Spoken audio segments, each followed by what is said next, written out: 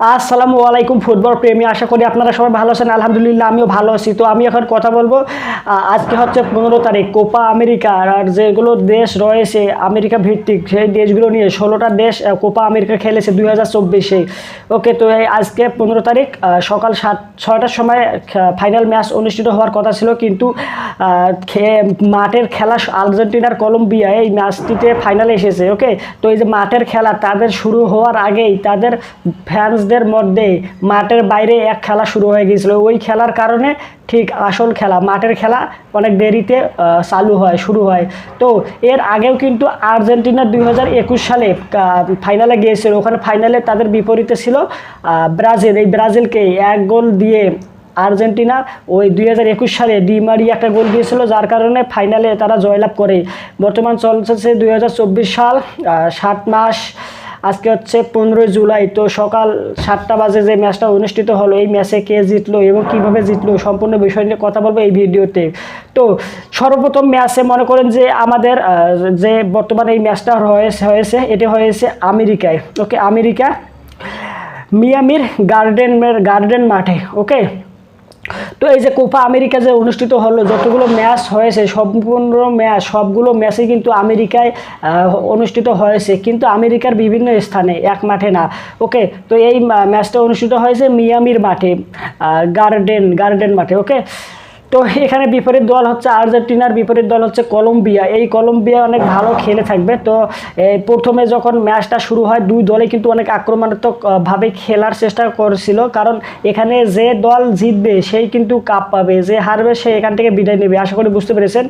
তো half time পর্যন্ত শুধুমাত্র জন কার্ডোবা নামে একটা প্লেয়ার ফাউল করে, আর্জেন্টিনার একটা প্লেয়ার ফাউল করে। তারপরে হচ্ছে হাফ টাইম হয়ে যায়। হাফ টাইমের আগে আর কোনো প্রকার কোনো এলিমেন্টস এখানে নাই। হ্যাঁ, সুন্দরভাবে এই ম্যাচটা অনুষ্ঠিত হয় হাফ টাইমের আগ পর্যন্ত।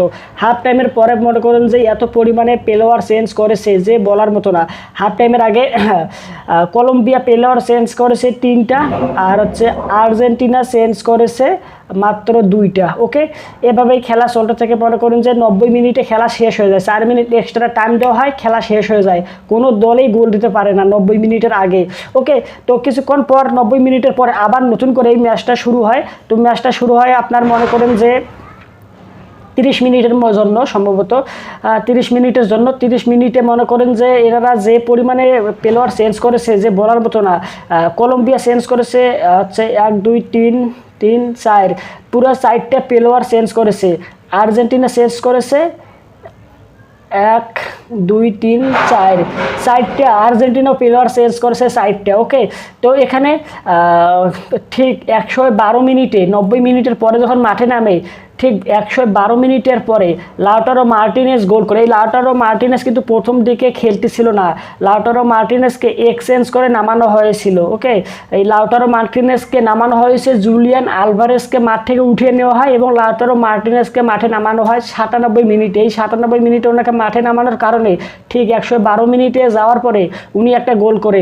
এই গোলটার পরে আর্জেন্টিনার প্লেয়ার মিগো বারজু নামে প্লেয়ারটা ফাউল করে 115 মিনিটে।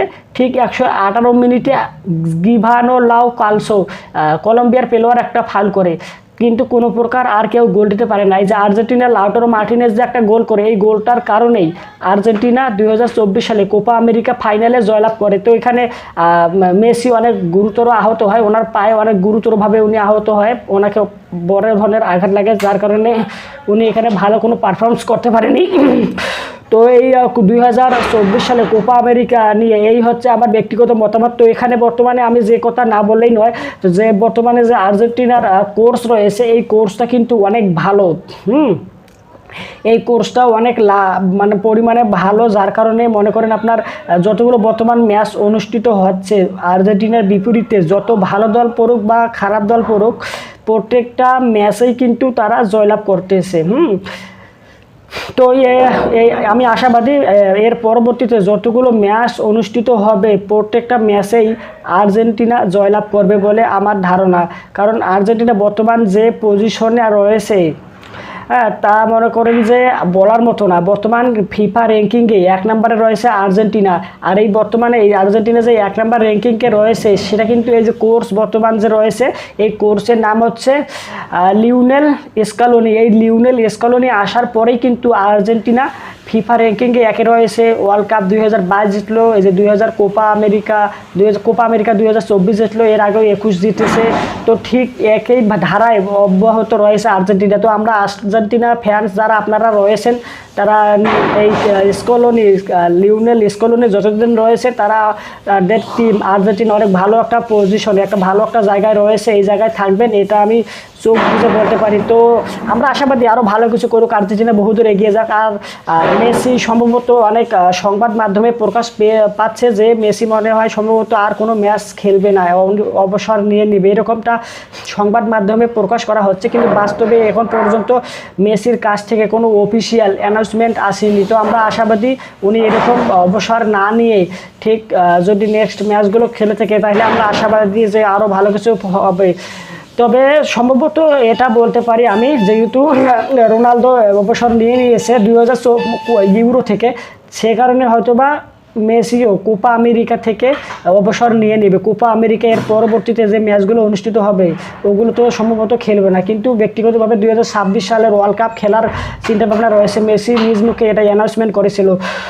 তো 2024 সালে কোপা আমেরিকা ফাইনাল ম্যাচ কলম্বিয়ার সাথে অনুষ্ঠিত হলো। এখানে আর্জেন্টিনা 1 গোলের কারণে জয়লাভ করলো। এই 1 গোল দিয়েছিল হচ্ছে লাউটারো মার্টিনেস, এর আগে দিয়েছিল ডিমারিয়া। 2021 সালে যে অনুষ্ঠিত হয়েছিল ব্রাজিলের সাথে ফাইনাল, ওখানে অ্যাঞ্জেল ডিমারিয়া একটা গোল দিয়েছিল, যার কারণে আর্জেন্টিনা জয়লাভ করেছে। ঠিক একই ধারায় অব্যাহত লাউটারো মার্টিনেস 2024 সালে একটা গোল দিয়েছিল, এই একটা গোলের কারণে জয়লাভ করেছে। তো এই হচ্ছে ঘটনা। তো আপনারা যারা ফুটবল প্রেমী, তারা অবশ্যই আমার এই ভিডিওটাকে লাইক দেবেন, কমেন্ট করে আপনার মতামত জানাবেন। আর এই চ্যানেলটা সাবস্ক্রাইব করবেন, ভিডিওটা আপনার বিভিন্ন সোশ্যাল মিডিয়া হ্যান্ডেলসে শেয়ার করবেন, চ্যানেলটা সাবস্ক্রাইব করে পাশে থাকবেন। আপনাদের কাছে থাকলো অন্তরস্থল থেকে অনেক ধন্যবাদ।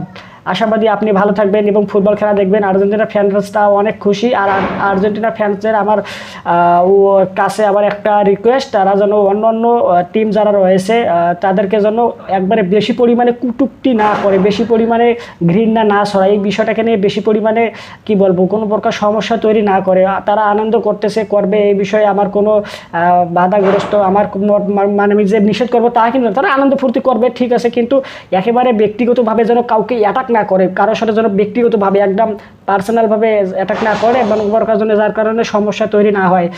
তো আপনারা সবাই ভালো থাকবেন, ধন্যবাদ। কি আর বলবো, হামতাম এটা সেটা কুচের ট্যাং ব্যাংক, আর্জেন্টিনা জিতছে, যাও 7 আপ খাও।